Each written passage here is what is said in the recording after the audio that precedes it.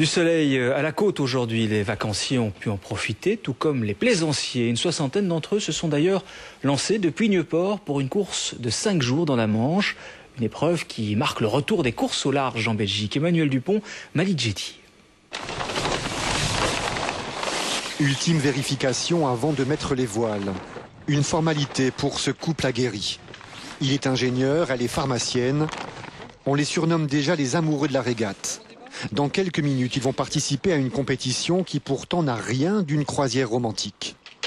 Amoureux, je crois qu'on n'aura pas trop de temps. Ça sera un quart à elle, un quart à moi. Alors, il y aura toujours quelqu'un qui est debout et un autre qui dort. Voilà, encore une fois, bougez pas. Parfait.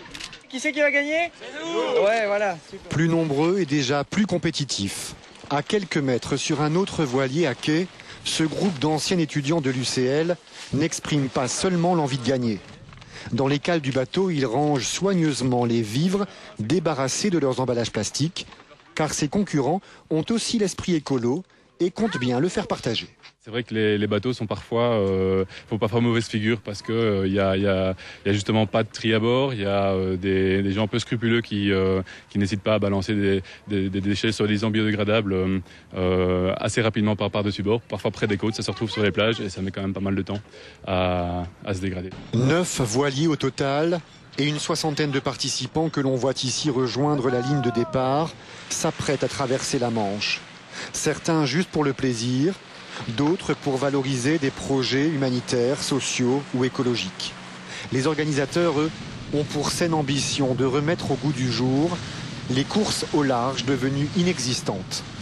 Depuis pas mal d'années, il n'y a plus d'organisation de ce type sur le territoire belge, sur la côte. Et donc nous, notre but, c'est vraiment de relancer les bateaux pour des courses beaucoup plus longues que des courses d'un jour. Poussés par le vent, les voilà partis direction l'île de Wight, dans le sud de l'Angleterre. Retour dans 5 ou 6 jours, selon la météo, avec au bout du voyage rien à gagner, sauf peut-être la reconnaissance.